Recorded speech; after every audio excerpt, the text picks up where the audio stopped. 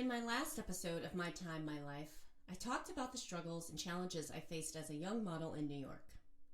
On today's episode, I'll talk about how I left New York for Boston to take a break. When I decided to leave New York for Boston to be with my boyfriend for a few months, I'd never seen my mom so happy for me to be doing something because of a man. I shouldn't say I went to Boston to be with him exactly, but it was an easy decision because Boston was a more manageable city that wasn't known to destroy people's dreams. I was so independent by now, and I only stayed with him for 2 weeks until I found my own place in Brookline. I'd answered an ad in the Boston Phoenix, Boston's alternative newspaper of the day, and moved in with 2 other women for $300 a month. Already a win for the $30 a day I'd been paying in New York. I signed up with a modeling agency and began waitressing at Pizzeria Uno, which was in the Back Bay on Boylston Street. It wasn't a great job, and a few months later, I found a better one waitressing at the Blue Wave, which is just around the corner in the South End. To date, the Blue Wave has been one of the best jobs I've ever had. It was there where I met some amazing people, some of whom I'm still friends with today, and one in particular who was one of my best friends. We are still tight as now as we were 30 years ago when we met. The Blue Wave was a happening restaurant, and we had way more fun working there than we should have. The money was great, and the owner was ahead of his time, and he provided us with health insurance. While working there, I started thinking about returning to school since it was pretty clear I was not going to be returning to New York anytime soon. Some of my colleagues had gone to Emerson College and loved it, and one of my regular customers taught there. I checked it out, applied, and I was accepted. Returning to school at 22 wasn't a huge challenge, even if I was older than my classmates. I continued to waitress full-time, and I went to school full-time. I started my program in January of 1994, and that fall, I did my semester abroad in the Netherlands, where I studied in a castle that Emerson owns in a small town called Well in the south of the country. This experience defies words, and it still leaves me without them 29 years later. It was simply incredible. Every week I traveled to a different city around Europe, and I just had the best time. And because I'd spent time in Paris before, I really appreciated the opportunity that I was given, and I made the most of my time there. I also didn't spend my time drinking excessively or doing drugs. Well, there was that one time I had a hash brownie, but that was it. I took a solo trip to Paris in early October, right after my 23rd birthday, and decided to look for a modeling agent again. I went to some open calls, and at one of them, they kept me waiting for what felt like forever as they looked at my portfolio in a conference room. One by one, different agents would poke their heads out and look at me without saying a word. Finally, someone came out and told me that at 20, I was too old, and that I should have come to Paris when I was 15, and that had I'd be a star by now. You can't change these people's minds once they reject you, but it took everything in me not to scream that I was actually 23. So the joke was on them that they believed me when I lied about my age, and that I was in school at 15, and Paris had firmly rejected the stardom I could have had when I did arrive 4 short years later at 19. I had never been more grateful that I was in college than I was at that moment. The semester ended, and I returned to Boston and started waitressing again. It was at the Blue Wave where I met someone who worked for Soundtrack Studios, which was an audio production house in Boston. I forget her role there, but she came in to pick up a to-go order one day and told me they were holding auditions for a radio voiceover and that I should stop by. I'd never done voiceover work before, but I went to the audition and I actually booked the job. It was for Keds Shoes, and it was a national job. I couldn't believe it. I'd beaten all these voice actors and had actually booked it. Then about a month later, she came back in and said they were recording another one, and they wanted me to read for it. I almost didn't go because I had a hair appointment at a salon that was hard to get into, but I canceled and I went to the audition. And it was a good thing I did, because what I didn't understand at the time was that they were rehiring me, and I actually didn't even need to audition again. Would a touch-up have been worth missing that? I don't think so. Now I had 2 AFTRA American Federation Radio Television Artists, jobs under my belt without even trying. So when a few months later, when I was hired to be Damon Wayans' stand-in on the film Celtic Pride that was shooting in Boston, I was considered a must-join for SAG, which stands for Screen Actors Guild, and I joined the union. I had no idea the value of being a SAG member was until I got to LA about a year later. Celtic Pride was my foray into the entertainment business, and I took a semester off school to work on the film, which I got credit for. Dan Aykroyd also starred in the film, and I thanked him for ruining the reputation of my hometown. He looked at me like I was crazy, and when I told him I was from Joliet, he apologized and said, "Yeah, sorry about that." For those of you who don't know, look up the Blues Brothers in Joliet and you'll get this reference. After Celtic Pride, I resumed my studies, and in the last semester of my senior year, winter '97, I studied at Emerson's LA Center, which is a rite of passage for most Emersonians who plan to work in the entertainment business after graduation. My best friend and I drove across country to LA and moved me into student housing, which was at the Oak Woods on Barham Boulevard, a mile and a half from the Warner Brothers lot. I secured an internship at E! Entertainment and had classes a few days a week. By now, the sense of direction I had developed in Chicago, Paris, and New York was definitely helping me learn my way around LA. LA is an entirely different beast, but I figured it out soon enough. I found an agent and started booking modeling jobs occasionally, but nothing major. I was less concerned about modeling by this point and was focused on getting a job at E! After graduation.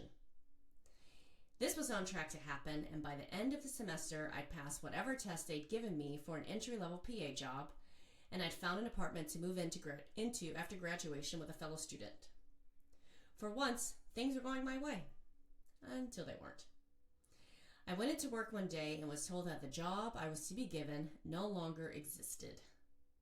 Disney had bought the network and downsized the newsroom where I was meant to be working. And I just didn't have a job. I was heartbroken. I'd bet everything on working there, and there were no other jobs to be had. All my other friends in the program had secured their jobs, but mine had fallen through. I was soon going to have to start paying back my hefty student loans with no job. I was swimming in debt by this point, and I was at my wit's end. My friend's mother had graciously paid my share of the deposit for an apartment that we'd rented and signed a lease for, and I had to pay her back too. Frantically, I started looking for another job in the business and ultimately had to take a waitressing job. It definitely wasn't what I wanted, but it was something. I was meant to start after returning from Boston for graduation, and I did, and after I trained for 3 days, for free mind you, the manager called me an hour before my shift to tell me they were going to try someone else for the job. I'd borrowed money from my friend for my uniform, and I'd been eating a frozen pizza for dinner just before they called. Now, I was out of a job before it even started. I was indebted to my friend's mother, I was indebted to my friend, and bill collectors calling me about late payments, and my student loans were about to come due. This was not an easy time, but the resilience that I'd honed while modeling kicked in. Gratefully, I found a temp job, but it was not glamorous. I was hired to do data entry in the accounting department of the LA County Department of Mental Health in downtown LA. I suffered through this for a few months and every day sent out my resume to entertainment jobs. And I was still auditioning for modeling jobs. Eventually, I found a better temp job at the LA County Arts Commission. I didn't love this either, but it was a major step up. I used what resources the office had, which were the trades, the Daily Variety and Hollywood Reporter, and a fax machine. So every single day, I faxed out my resume to other jobs and eventually got a job at a film distribution house as a receptionist.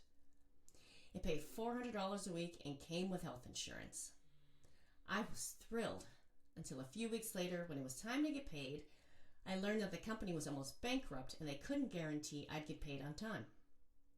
I told the office manager I didn't care what he had to do, that I was going to get paid fully and on time. And I did. I also told him I'd be looking for another job. This was exhausting. All I wanted was a job in TV, and this was proving as elusive as modeling had been. I kept at it, and one day I came into work and an account manager from a well-respected placement agency had left a voicemail pitching her services. I secretly called them back from a conference room and told her I'd been sending my resume to them for weeks and hadn't heard anything back. And I advised her against sending anyone to work at the company I was at because they were broke. I went to see her, and a few weeks later, I was working much better temp jobs.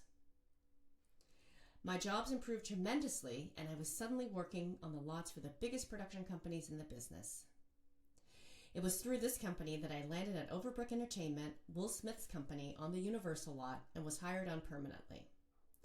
I was now in the game, and after a year and a half there, I actually quit. I was completely fried from the entertainment business and wanted out. I'd been so burned during my years in LA, and I just wanted to do something that was more fulfilling for me. So I started running volleyball games in Manhattan Beach for the South Bay Sport and Social Club, which was great fun and good exercise when I played a game. And I kept auditioning for acting and modeling jobs. That part was still really in me, and I just felt like I needed to see it through a little bit longer. I picked up a flexible waitressing job at Rita Flora on La Brea because it would give me time to audition. And by now, I had paid back my friend and her mother and had gotten my own place. One day, one of my customers asked me if I'd be open to doing a table read of a film he'd written. This was a great opportunity, and I said yes. That man was Lucas Reiner, brother of Rob Reiner and son of Carl Reiner, Hollywood legends. I went to his home, and I don't even remember what I read, but I remember that it was alongside Martin Landau and the actor Hill Harper. Hill Harper brought his girlfriend at the time, Regina Hall, of Girls Trip fame. She has since gone on to wonderful success, and we talked about our respective creative struggles and our student loan burdens. I was a fish out of water reading with that crew, but it was an absolutely remarkable experience, and one that I would not have had I not left Overbrook and taking a risk on trying to do something for myself again and doing my own thing. I eventually sold all my things and left LA for the relative comforts back in Boston. I was ready to start over. I had seen the underbelly of LA, and it wasn't pretty.